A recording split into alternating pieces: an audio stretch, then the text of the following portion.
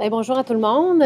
Premièrement, je souhaiterais remercier l'IRSST pour l'invitation à venir présenter une partie des travaux que j'ai réalisés lors de mon postdoctorat à Toronto, à l'Institut for Work and Health, qui a été effectivement subventionné à l'aide d'une bourse de l'IRSST. Donc, merci beaucoup. Au Québec, les adolescents qui ont quitté l'école tôt, qui ont un faible niveau de scolarisation et qui éprouvent des difficultés d'apprentissage sont parmi les plus susceptibles de se blesser. On sait qu'au Québec, les jeunes travailleurs ont été sous la loupe pendant plusieurs années. Maintenant, grâce à toutes les initiatives de prévention, les jeunes travailleurs sont beaucoup moins sujets à être blessés au travail et c'est tant mieux. Par contre, il demeure des jeunes plus vulnérables et c'est souvent ceux, justement, qui vont occuper des emplois faiblement qualifiés. Donc, il faut concentrer, il faut poursuivre les efforts de prévention et il faut consacrer nos efforts parmi les cibles prioritaires, donc ceux qui sont toujours aujourd'hui susceptibles de se blesser. Pourquoi les moins scolarisés, faible expérience, ceux qui éprouvent des difficultés d'apprentissage? Il y a une thématique où il y a une composante qui semble un peu uniforme dans ça, c'est tous des facteurs de risque qui sont en lien avec l'expérience et l'apprentissage. Donc, il y a quelque chose qu'on connaît, puis ça fait des années que l'IRSST est très impliqué aussi pour mieux connaître les processus qui sont en lien avec la santé, sécurité au travail et l'apprentissage, notamment dans le secteur de la transformation alimentaire. Il y a beaucoup de chercheurs qui ont mis en évidence la construction de savoir-faire efficients avec l'expérience qui vont être éventuellement protecteurs pour la santé au travail. En manutention aussi, il y a Denis qui a fait beaucoup de travaux aussi avec Marie Autier, Monique Lortie, il y a André aussi, Plamondon et bien d'autres chercheurs qui ont mis en évidence les savoir-faire experts et qui ont transformé ça en principe de manutention qui maintenant est répandu à travers la province puis même partout en Europe. C'est une formation qui maintenant fait consensus. Il y a également des recherches dans le domaine des soins auprès des auxiliaires familiales qui ont démontré également les mêmes types de connaissances, c'est-à-dire que le savoir, la construction de l'expérience va mener à une protection. Donc, effectivement, quand on est en présence de très, très jeunes travailleurs dans le premier mois en emploi ou dans les premières semaines en emploi, et a fortiori, si ces jeunes-là sont faiblement scolarisés et peuvent éprouver parfois des difficultés d'apprentissage, on a une situation de vulnérabilité qui est importante de considérer.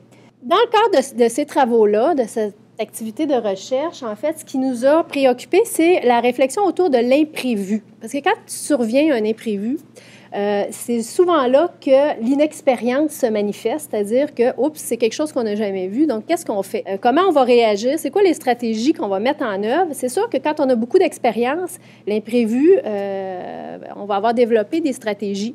Donc, c'est intéressant de s'intéresser à ça parce que, par définition, l'accident de travail, c'est un événement imprévu et soudain qui va arriver par le fait ou à l'occasion du travail et qui va entraîner une lésion professionnelle. Donc, à partir de la définition de l'accident même, on peut se questionner sur c'est quoi les mécanismes qui sont en arrière de l'apprentissage et des risques d'accident quand un novice rencontre une situation imprévue. Plusieurs chercheurs dans le domaine des sciences d'éducation qui ont identifié le fait que maîtriser un imprévu, c'était une composante de toutes les compétences. Et puis, il y aurait deux formes d'imprévu. L'imprévu qu'on appelle relatif, qui serait un événement connu, mais à un moment inopportun ou à un moment où on ne s'y attend pas. Et un imprévu inédit, qui serait comme la situation complètement nouvelle qu'on n'a jamais rencontrée. Dans les deux cas, ça demande de développer des compétences. Dans le cas de l'imprévu relatif, on parle de mobiliser une réponse qui est connue, mais qu'il faut adapter à un moment précis, alors que dans le second cas, on parle d'improviser une réponse, mais on n'improvise pas sur rien. On a une expérience, un bagage, une formation qui nous permet plus ou moins d'improviser une réponse adaptée. Donc, la question qu'on s'est posée, c'est quel est le rôle des événements imprévus dans le développement des compétences au travail auprès des novices? Puis, quels sont les risques de santé et sécurité associés aux événements imprévus rencontrés par des novices? Donc, ici, c'est un cadre conceptuel que peut-être certains connaissent bien. C'est le modèle de régulation de l'activité qu'on a adapté pour y introduire la notion d'événement imprévu. En fait, une personne qui travaille, un novice en l'occurrence ici, va produire une activité, va être en activité dans son milieu et puis cette activité-là, elle est régulée en fonction d'un paquet de facteurs, dont les déterminants du contexte du travail et aussi des facteurs plus liés à la personne, son expérience, son âge, sa force physique, etc. Donc, l'événement imprévu, c'est en fait un événement qui arrive et qui vient perturber, si on veut, le cours normal de l'activité et qui exige une régulation ou qui exige de mobiliser des stratégies qui sont inattendues ou qui arrivent à un moment où on n'est pas forcément préparé.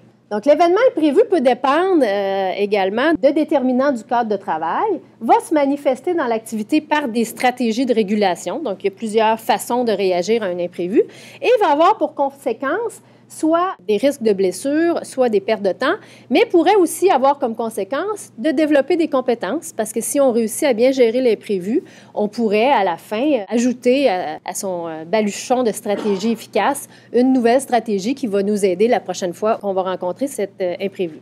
Et puis, dans les stratégies, on s'est intéressé autant aux stratégies que la novice va mobiliser par lui-même, mais aussi aux stratégies que le collectif de travail ou que les collègues de travail vont pouvoir également déployer. Donc, l'objectif de la recherche, c'était d'analyser des événements imprévus qui surviennent lors de l'apprentissage d'un métier en situation réelle de stage. C'est important pour nous de prendre une situation réelle de stage parce que quand on simule ou quand on met en place une situation contrôlée, l'imprévu est moins imprévu que ce qui peut arriver dans la nature.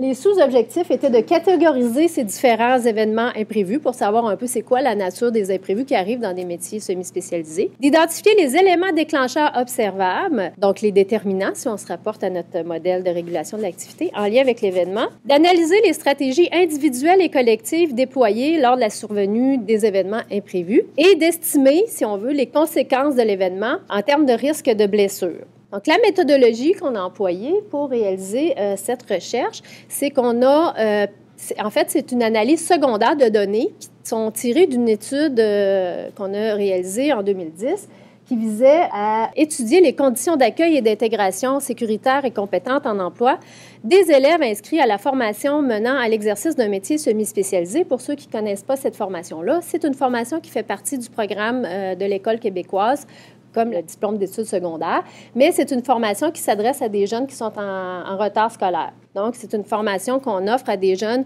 qui ont accumulé un certain retard scolaire en secondaire 3, 4, 5, et puis pour qui l'atteinte d'un secondaire 5 est compromise. Donc, on leur offre une formation qualifiante pour, à tout le moins, leur développer l'employabilité, puis leur donner des rudiments. Puis, le genre de métiers qui sont offerts, il y en a une centaine. C'est, par exemple, manutentionnaire, commis dans un entrepôt, livreur, aide cuisinier, aide dans une entreprise manufacturière, etc. Donc, dans le cadre de cette recherche-là, on avait étudié en détail, de façon assez approfondie, l'expérience d'insertion en milieu de stage de 31 élèves dans 2 écoles, dans 2 régions du Québec. Et puis, dans le cadre de cette recherche-là, on avait filmé 9 élèves à 2 reprises dans le courant de leur stage d'apprentissage. C'était des jeunes dans des métiers variés, puis qui faisaient des tâches variées au moment où on est allé filmer. On n'a contrôlé aucun paramètre contextuel, c'est-à-dire que la consigne, c'était on fait normalement, tu fais comme si j'étais pas là, puis je vais me mettre à l'écart. Et puis, je prenais des notes d'observation, mais sans plus. Donc, les 9 jeunes qu'on a filmés ont entre 15 et 16 ans. Il y a une femme et les autres étaient des hommes. Il y en a 4 qui étaient préposés à la marchandise, mais dans des secteurs de commerce variés. Un ouvrier fabrication produits en bois, un aide-soudeur, un aide en imprimerie, un aide-boucher et un aide-cuisinier. On a à peu près 80 heures de vidéo. Donc, ce qu'on a fait, c'est qu'on a visionné l'ensemble des 80 heures et on a sélectionné tous les événements imprévus qu'on a rencontrés. Pour que ce soit un événement imprévu, il fallait que ce soit un événement considéré comme changeant le cours normal du travail et pouvant affecter les façons de faire de la personne. Ça pouvait être trébucher, ça pouvait être échapper une boîte. On a sélectionné l'ensemble des imprévus, donc des événements qui changeaient le cours de l'action. On a ensuite analysé chaque événement à l'aide d'une grille de catégorisation qu'on a bâtie en équipe à l'aide de visionnement des bandes vidéo à plusieurs reprises d'une manière inductive. Donc, c'est le matériel qui induisait les catégories et non pas nous qui avions des catégories préétablies. Ce qu'on a fait après avoir identifié chaque événement imprévu, c'est qu'on a noté le code de temps et on a revu chaque bande vidéo en arrêt sur image à chaque code de temps de l'événement imprévu. Autrement dit, on n'a pas échantillonné les imprévus, on les a tous codés sur les 80 heures au complet. Chaque événement est prévu. Ensuite, on avait un deuxième niveau d'analyse où on observait la séquence, on regardait ce qui se passait avant, on regardait ce qui se passait après pour identifier les causes ou les éléments déclencheurs observables et les stratégies mises en œuvre par les novices. Et s'il y a lieu, par les collègues autour qui pouvaient être ou non témoins de la situation.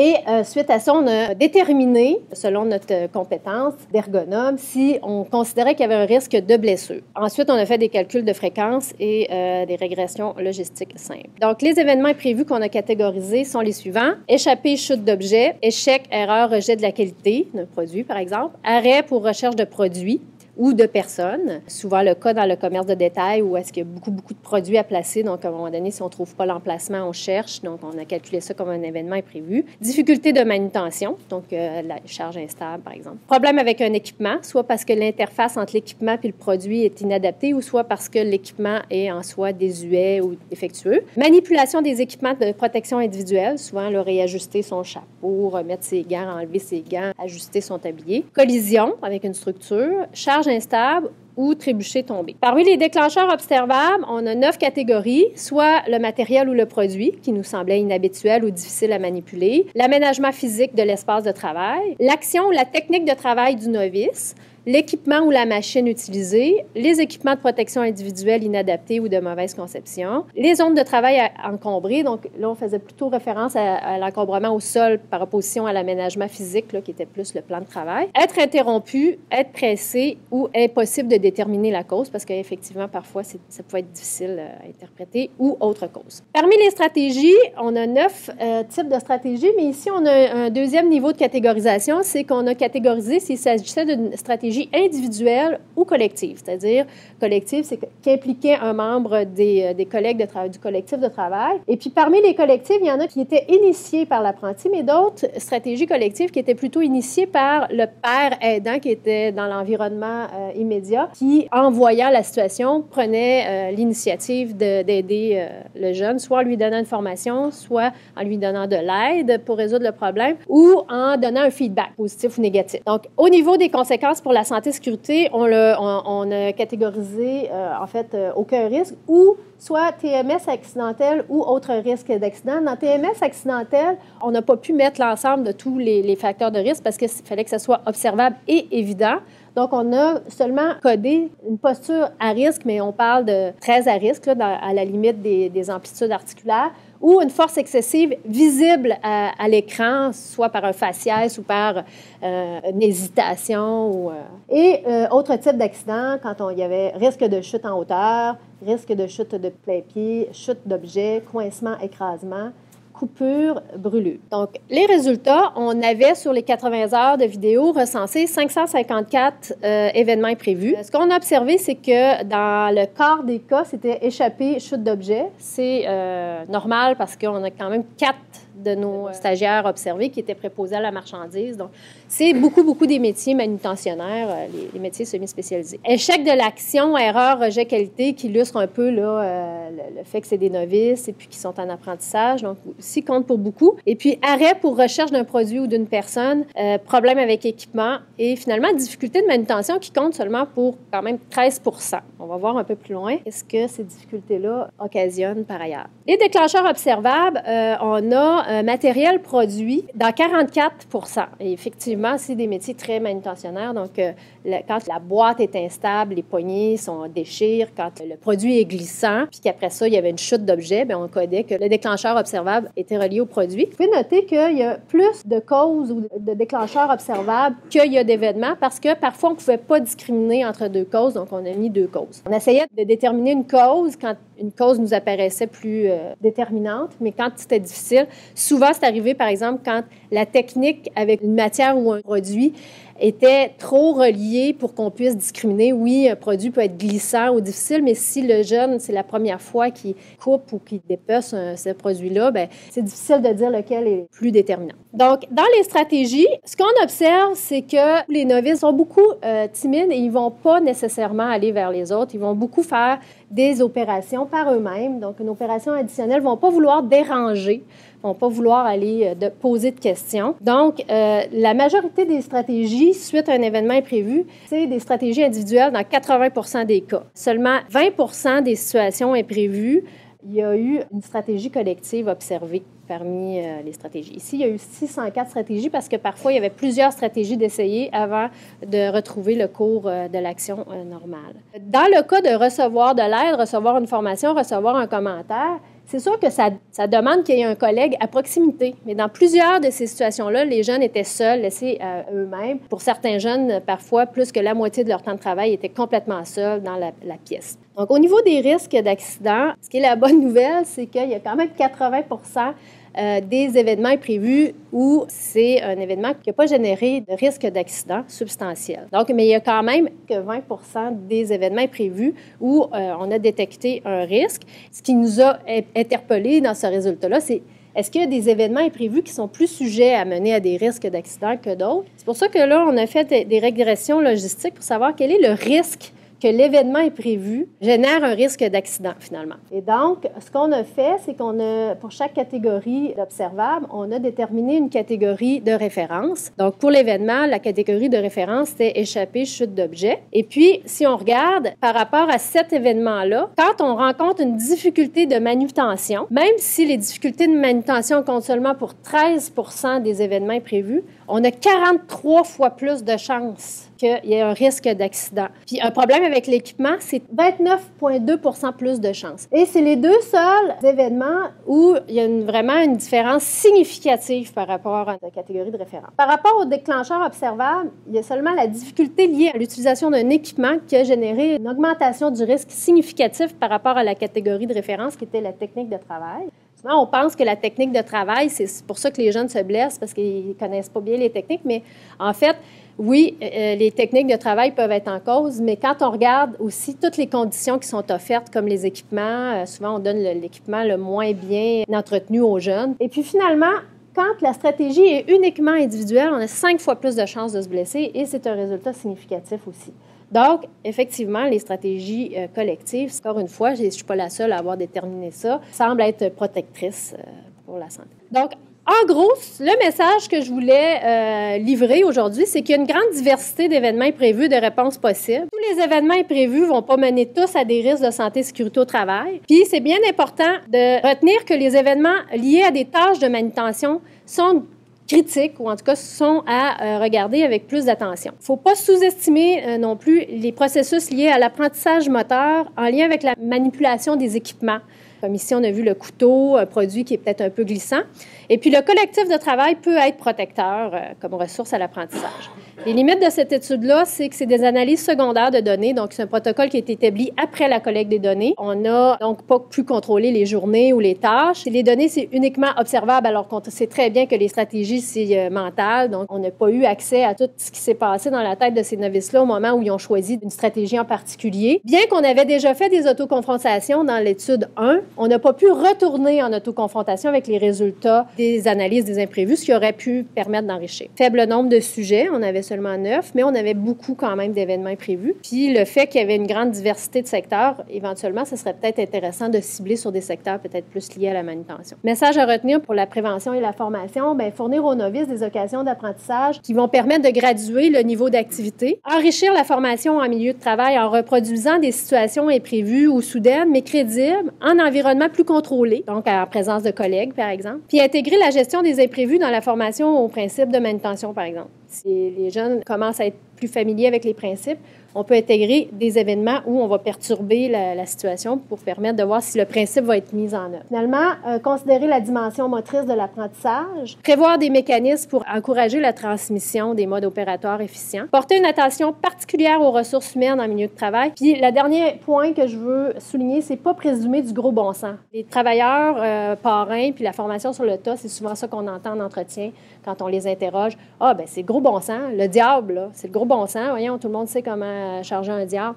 Donc, perspective de développement, peut-être reproduire ce type de recherche en ciblant certains secteurs, puis analyser la dimension temporelle, c'est-à-dire est-ce qu'à un moment donné, rendu après 5 semaines, 8 semaines, 2 mois dans un même emploi, comment la stratégie par rapport à la régulation des imprévus va évoluer. Je vous invite à lire notre article scientifique publié la semaine dernière et je vous remercie beaucoup.